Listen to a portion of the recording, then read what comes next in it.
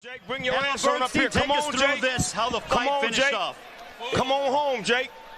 We finna break bread a fake dead. 2 tickets on the house. Oh boy. A jab and a straight right hand. Not so long ago, Jake Paul's journey to being a wrestler was just a thing. Then he went and fought on the undercard of a major boxing event and beat a former NBA player. And then recently, he went and defeated a former MMA fighter in Ben Askren in controversial fashion to go and elevate himself to the heights of 3-0 in the boxing ring. He claims that he is ready to go and take on bigger and better opponents. And that means that he's looking for new people to take on in the boxing ring. But who is likely to challenge? Allow us to show you 7 possible future opponents for Jake Paul. Be sure to like the video and subscribe to the channel. Number 7. Jake Paul vs. Ben Askren recap. It's a dangerous sport, Jake Paul told the crowd during media day. That's why, when people question my dedication to it, it's like I'm showing up every single day. I'm putting my mental health on the line, my brain is on the line. Like you said, I've gone and gotten brain scans and have early signs of CTE. That very much set the tone for the fight that was to come between Jake Paul versus Ben Askren. Because Jake Paul was trying to prove to the world that this wasn't a gimmick or a phase he was going through. He wanted to prove that he could win and win against pro fighters.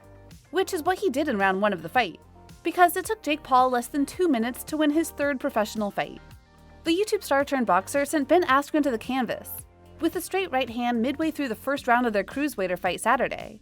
Even though Askren got up, referee Brian Stutz called the fight at 1:59 inside Mercedes-Benz Stadium in Atlanta. Paul landed 9 of the 26 punches in the fight, while Askren landed 3 of 14 punches. It was the last 2 of Paul's punches that did the most damage. Paul told Snoop Dogg after the fight that he didn't even have a chance to get really warmed up. So, in a way, it wasn't a close fight at all. And Jake Paul was more than willing to make it clear that he earned this. It's been 4 months. I've been in training camp every day. I deserve that. This is the craziest moment of my life. I told y'all I was going to do it in the first round. I told y'all I'm a real fighter. I don't know how many times I've got to prove to myself that this is for real. Well, we'll get to him proving he's real in a bit because there are some things that still need to be said. But it is true that he's been working really hard to try and prove that he's a real fighter, and his training does seem to be paying off.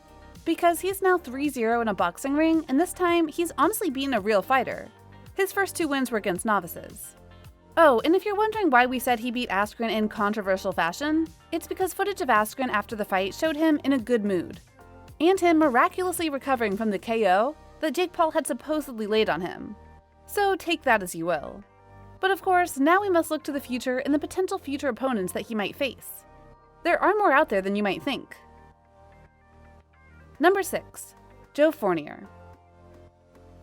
The betting favorite as of the Monday after the fight with Askren was Joe Fournier at 2-1, according to betonline.ag.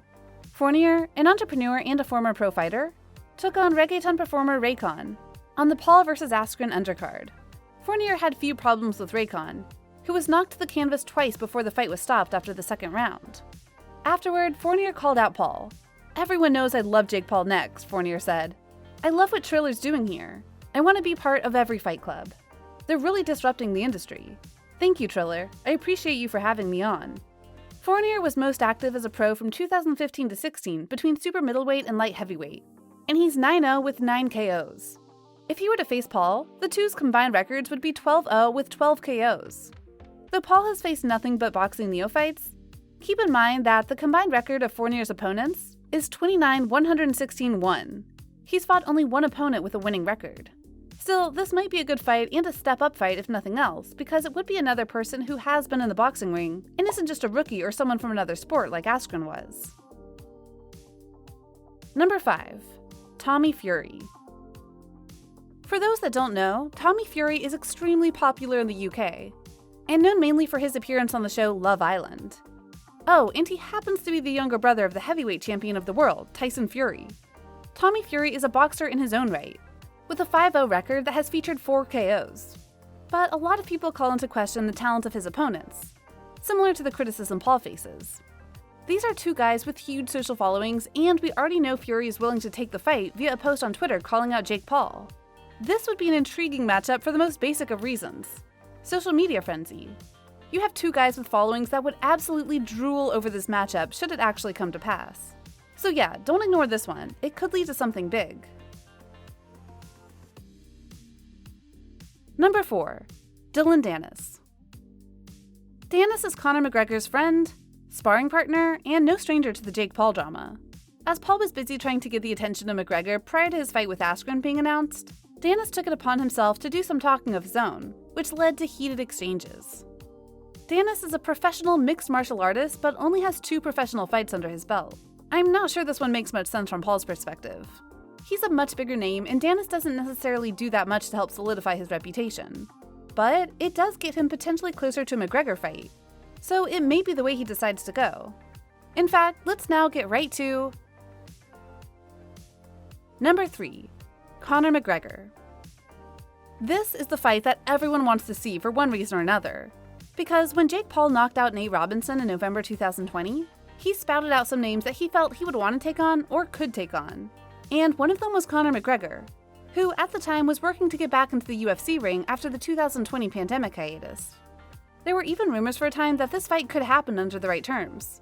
But due to McGregor's UFC contract, and Dana White's utter hatred of what the Paul brothers are doing in boxing, he wouldn't let the fight happen.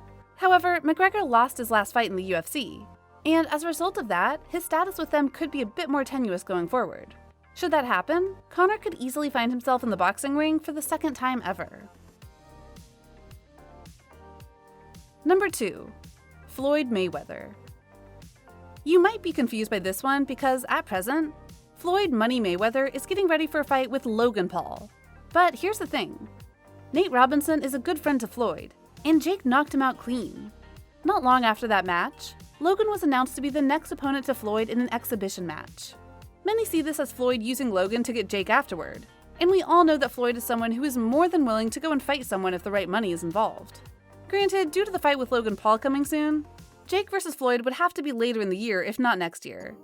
But with the size of their egos, yeah, they could make it happen. Number 1. Logan Paul. How's that for a plot twist? The brothers Paul haven't always seen eye to eye, and at present, Jake is the superior boxer to Logan, who has but one match in his career and it wasn't as convincing as Jake's. However, when it comes right down to it, this is a money-making match for the most basic of reasons. There's a lot of people who would pay money to see the Paul brothers beat the crap out of each other. Granted, the damage won't be permanent, nor will it make up for all the dumb things they put people through via their videos, but it would be a great thing to watch if they go all out. Plus, the billing of brother versus brother is rather hard to ignore, don't you think? So, what do you think? What do you think of this look at the people that Jake Paul might go and fight now that Ben Askren is in his rearview mirror? Do you feel that any of these opponents truly stand out from the crowd and could possibly be good fighters for him to go up against? Which ones would you personally like to see Jake Paul face? Let us know in the comments below. Be sure to subscribe, and we'll see you next time on the channel.